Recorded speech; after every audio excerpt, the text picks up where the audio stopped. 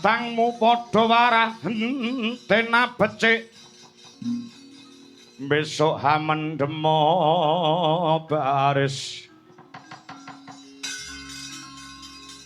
hamendemo baris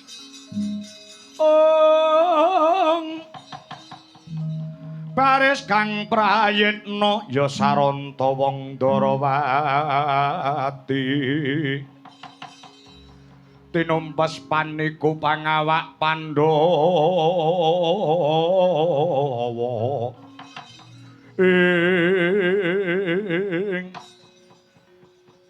Narayana. Kula wonten pangandikan ngadhawuh Kakang Mas Kakrasana. Kakang Udawa, ya. Ora lali lara ireng, ya Bratajaya. Iya Kakang ana dawuhmu apa Kakang Kakrasana? Ora nyono, ora ngira. Dina samangku ana tengahing perapatan ketemu kelawan adi-adiku lan dulur-dulurku inggih Kakang Mas. Nuwun sewu, Kakang Mas Kakrasana nembe tindak saking pundi? Aku ki lho kenek nggih conto kowe Narayana. Liripun ngados pundi? Selawase aku ki ora tau lunga saka ing Widara Kandhang. Gawe aku ning Widara Kandhang ya mung garum luku garap sawah.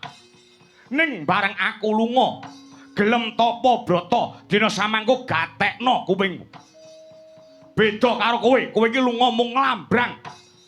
Ora ana tujuane, ora cetha. Apa hasile? Beda karo Kakrasana. Nadyan to dikaya ngapa lan kepiye aku kena nggo conto. Aku bar tapa entuk wujude pusaka cacahe wonten kalih. Nggih napa mboten?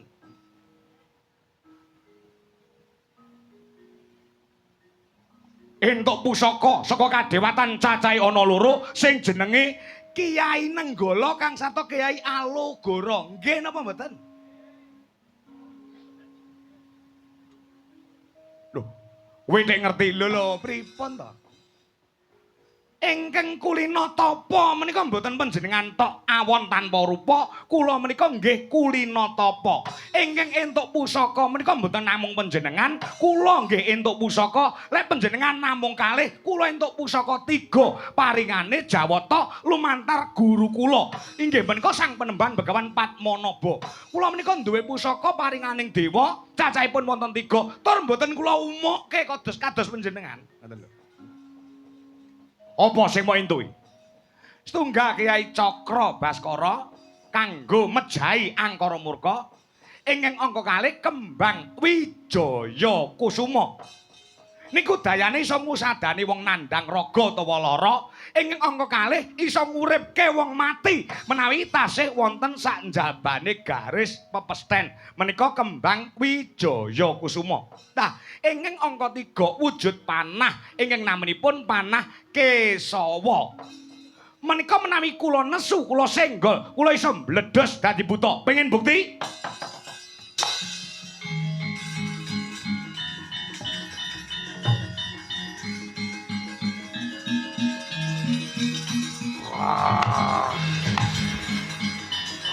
Wes, Narayana wes. Gila aku nyawaraimu. Narayana wes.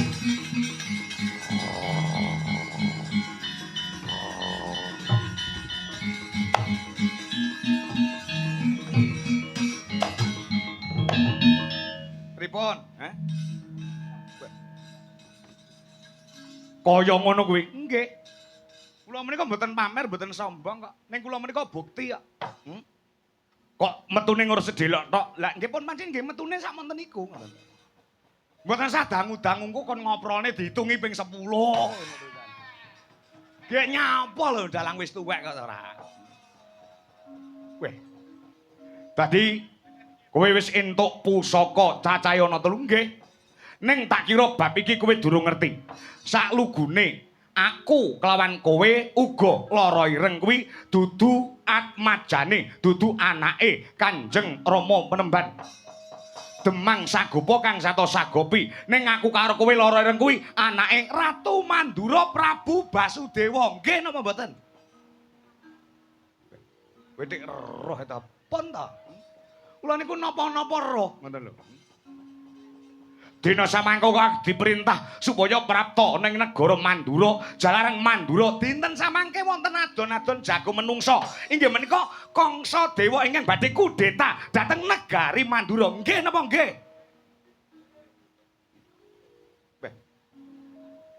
Ora kowe iki nek ngerti. Lho, kula maca naskahe kok. Dados kula menika pirsa, kula menika ngertos. Yen to pancen wis ngerti dina samangko, aja dadak nganggo kesuwen. Ayo, dina samangko lumarap mring negara Mandura. Mandura ngibarate kaya dene ancik-ancik ana pucuke ngeri. Sisip sembire luput katuranggane bebayani tumrap keslametane Kanjeng Rama Prabu Basudewa. Monggo dipun slametaken sareng-sareng bumi utah darah negara Mandura.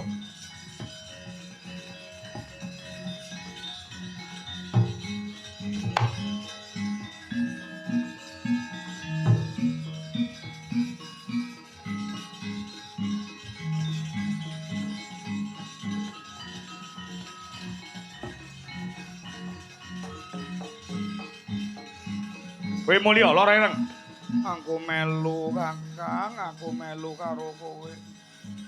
Ya wis ben to, adike melu wis ben.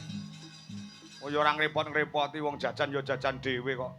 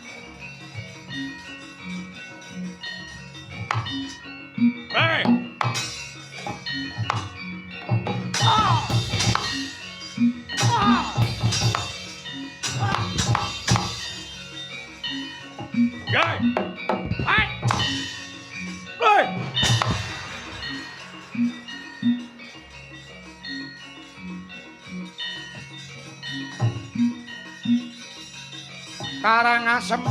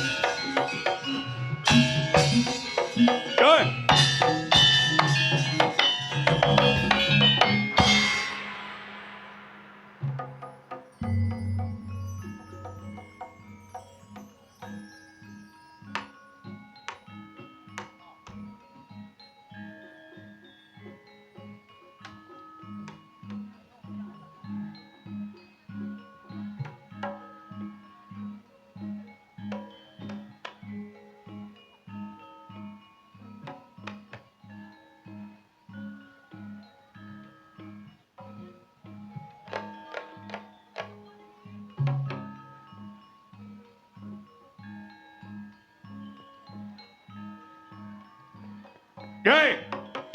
Kosek ta kosek.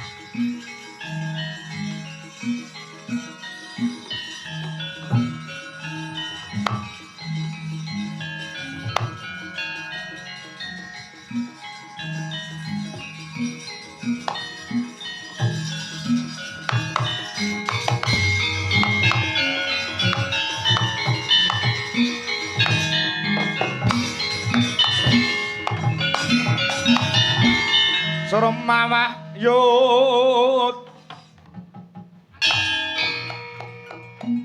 Sang Hyang Sendra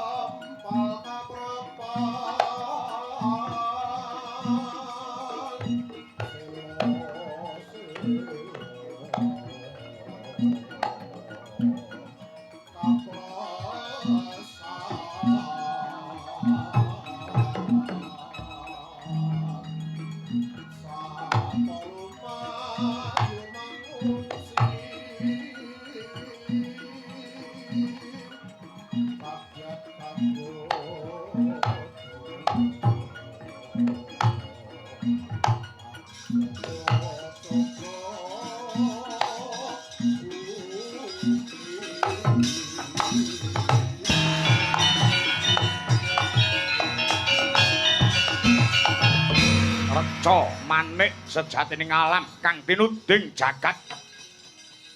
Paman Surati Mantra. Kula wonten timbal ingkang ngadhawuh Girhana Adipati Baspara Kangsa.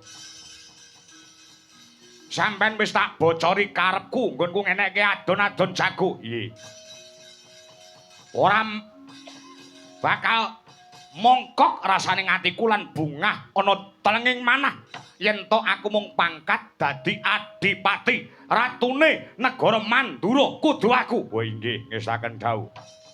Iki mung tak nggo jalaran nggonku bakal jungkeng kawibawane Kanjeng Rama Prabu Basudewa.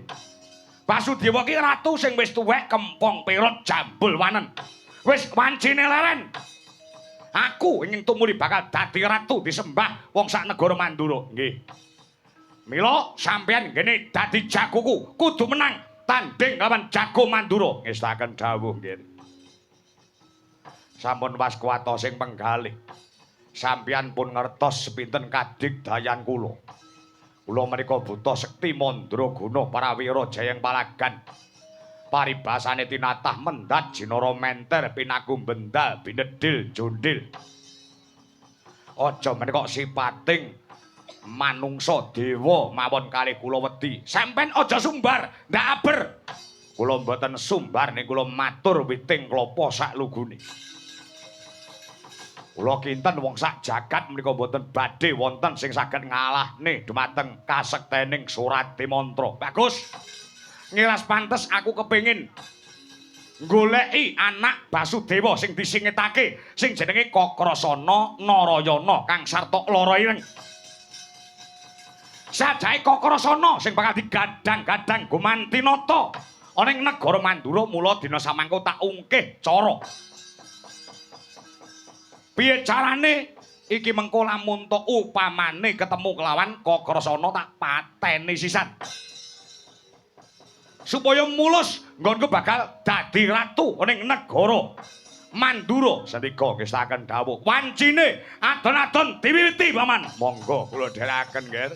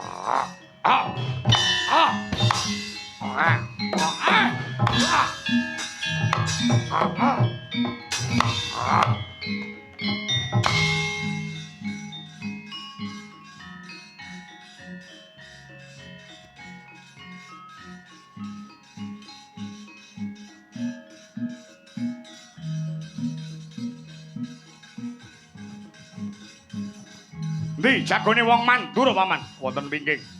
Kula aturi ngrantos kedap. Yo.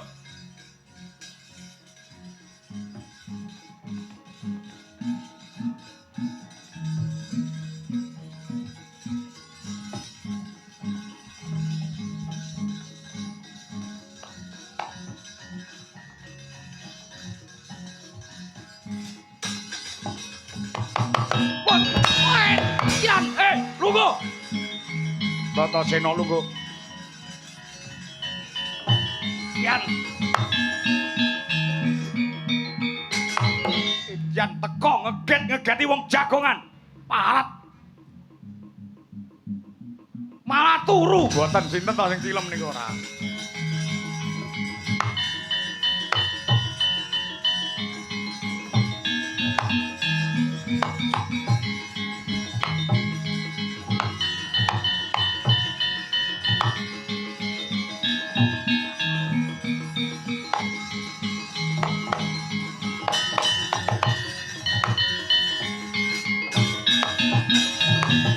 Dedek nyogong ngaluhara dasar gagah warana nipun Kanjeng Sri Narapati raja kang ngabala ratu kontap kota maneng katong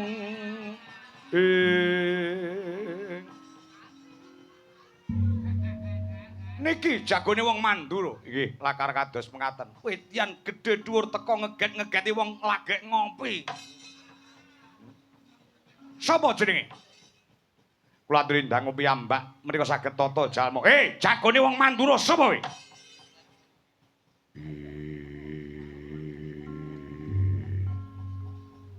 Edan lagi gereng kaya gempa bumi jagate.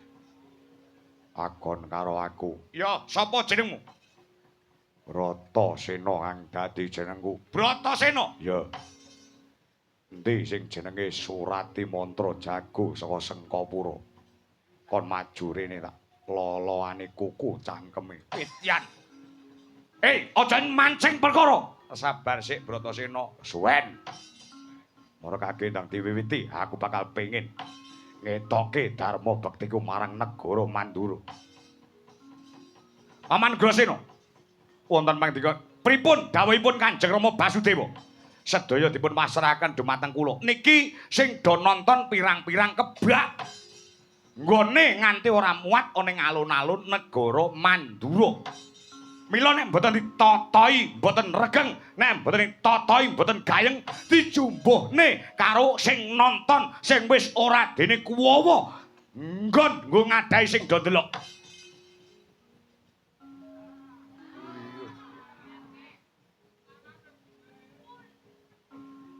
Lajeng kersanipun totoane bur manuk sampean wani. Bur manuk menika tegesipun waton jago saka ing negara Mandura si Bratasena sing mati ana ing palagan Kanjeng Rama Basudewa kudu lunga ngadeg tanpa nggawa bondo saka ing negara Mandura. Kosok barine nek jago kula sing kalah ora mung bumi Sengkapura, gulu kula udoke. Pripun? Pripun, Paman? Bratasena apa? Totowane negara piye? Waniya. Ora sawedi. Dina samangko aku sing saguh natohke nyawa tumrap negara Mandura. Wani tenan. Wani. Pripun, Paman? Lho nggih, pantun nggih. Wani, pantun. Menawi wani kudu nganggo surat kekancingan ing antaraning kula kali panjenengan. Niki pun kula tulis nek wonten geseh janji niki sing diunggahke wonten hukum negara Mandura. Nggo, kula aturi tanda tangan niki pulpene. Nggih.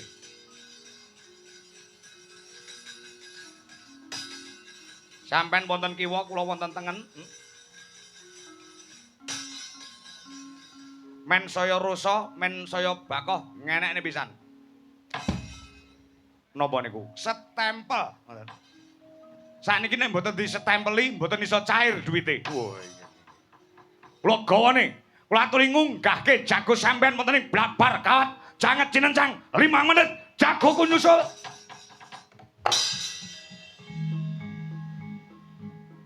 Ayo, Bratasena. Ya.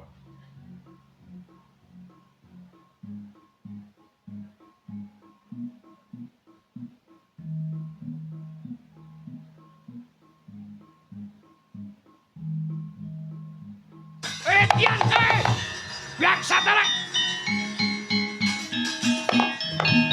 Iso aku didegelakne iki lho. Nantang perkara kowe, Bratasena. Turune. Mboten. Mboten. Sing kesel ki ra sampean tok, sak rombongan iki wis kesel iki mung awake. Ya jal, pikirin. Awan mau ya eneng, bengi ya eneng, mongko mambengi saka kono Gemarang, ndengi saka Nganjuk dan lain sebagainya. Kaya ngene iki lho, ora diundane para mesane dalange. Sampun kuwatir, Nger, sampun kuwatir. Sampeyan kudu menang. Rek nganti sampeyan kalah, iki gagal kekayuane Kangsa Dewa. Mang minggir, kula kemahi batange.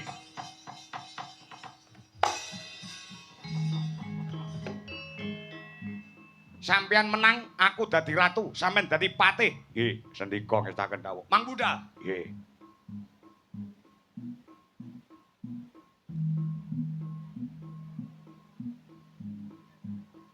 Mbah, mang mriki, Mbah.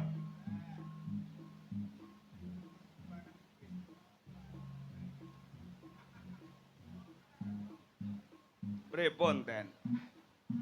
Pripun? Sampeyan dukun kula, nggih. Jago kula pun ajeng tarung, nggih. Kudu madhep nyanti supaya menang nek miturut kula. Jago sampean supaya menang kudu madhep ngidul. Sebabe posisi dina niki naga taun wonten kidul. Naga taun wonten kidul, nggih. Malah nembe jagongan kali naga sari barang. Dadi kok tekan panganan nggih to, pun to. Tiba kemil niku menang.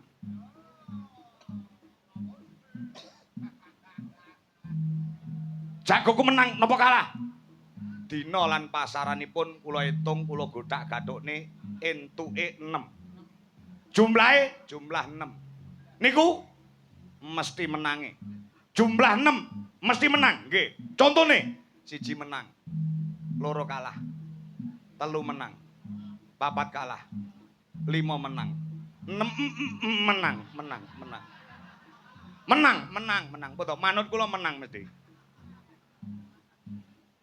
Nggo, niki nggih jol tuku rokok. Lah nyapa to ngene iki dak repot-repot kaya karo sapa ae. Mumpun langganan mboten sak repot-repot.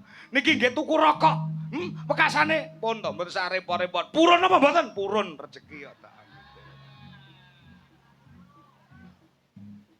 Ampun meneng nalikane jago tarung wonten ing Blabar Kawat jangan cenencang. Nggih.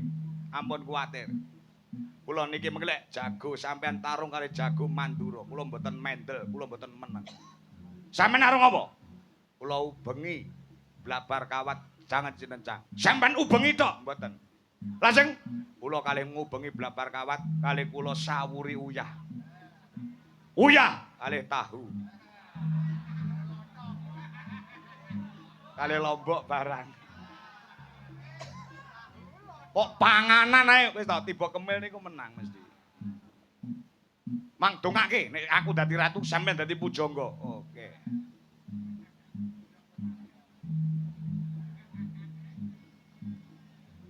Menang ya karepmu, kalah ya karepmu. Sing penting aku entuk dhuwit. Mergo udakara nek 7 taun lek ku dadi duda ki wis kesuwen. Mumpung iki entuk dhuwit, mumpung iki entuk rezeki, aku arep golek kesenengan. Jare muneng enek cah anyar ki ya apa?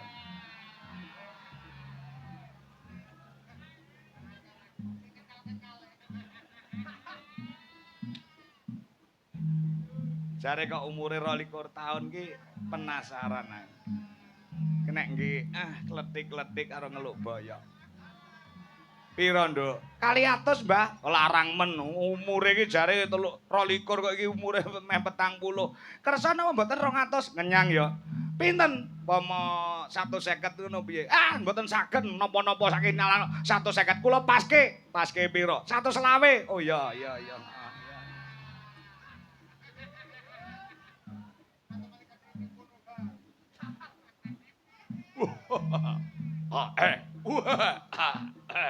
Lho, wedian. Wah.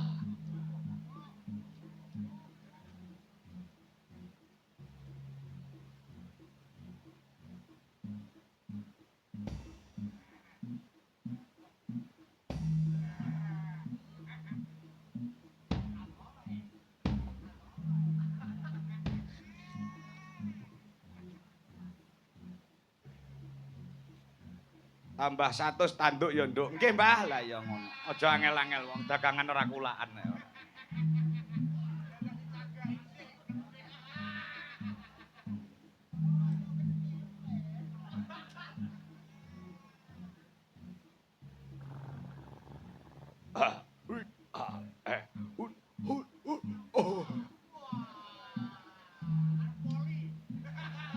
Poli matamu iki. Nganggo kulit kok poli.